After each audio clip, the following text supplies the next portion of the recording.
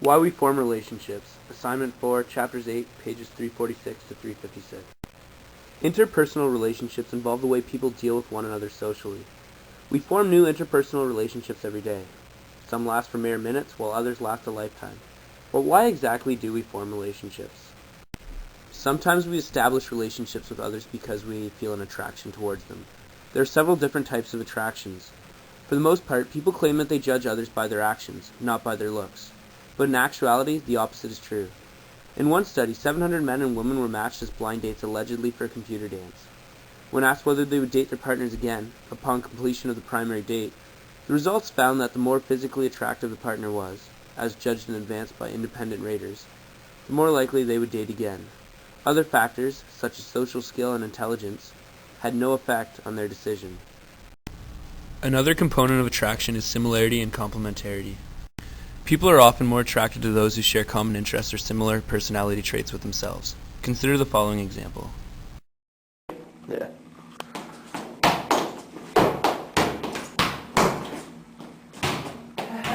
Yeah.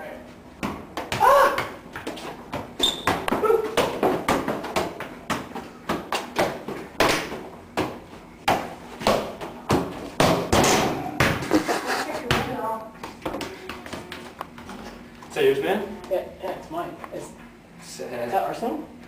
Yeah, man, my favorite team. Yeah? Yeah. That's pretty sick. Yeah? Yeah. You an Arsenal fan? Yeah, of course. No way! Yeah! Hey! Ole, ole, ole, ole. A final form of attraction is competence. We enjoy being around people who we find talented because we hope their skills will rub off on us. However, those who are too competent are often seen as intimidating. This is why we enjoy being around talented individuals who have minor visible flaws.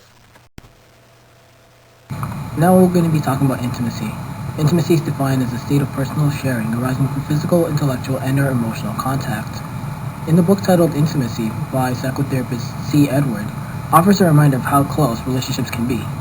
In a study of terminally ill patients in health centers, patients were asked what mattered most in life, and a resounding 90% of them all said that intimate relationships topped their list.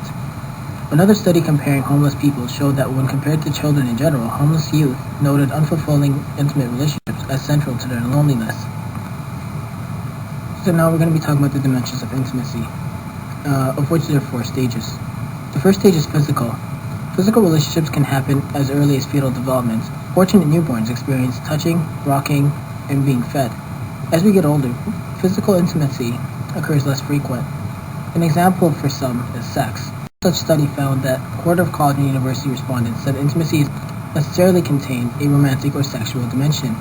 Companions who face physical challenges together, and athletes or emergencies, for example, can form a bond that can last a lifetime. Second is intellectual sharing. Second is intellectual. Not every encounter that we have is intimate. And a good example of this is when a professor discusses to a student what's going to be on the midterm. However, the topic is up for conversation and the 2 people are enraged, then a sense of closeness can be developed, and as a result, that can actually be both powerful and quite exciting. Third is emotional. The exchange of important feelings, that is. Interestingly, this kind of personal encounters is not basis. If one study showed that almost 2/3 of randomly selected group of email users said that they had formed a personal relationship with someone they had met only for the first time online by internet. E-friends describe their relationships in ways that sound remarkably similar to traditional friendships. Interdependence, in that we go out of our way to help each other. Breadth, our communication ranges over a wide variety of topics. Depth, I feel like could confine in this person in almost anything. And commitment, so very committed to maintain this relationship. Now, as people, we define intimacy as being close to another person when sharing activities, which actually is the 4th dimension. And this, as people, we define intimacy as being close to another person. Then shared activities, which is the 4th dimension, can allow for this state to occur.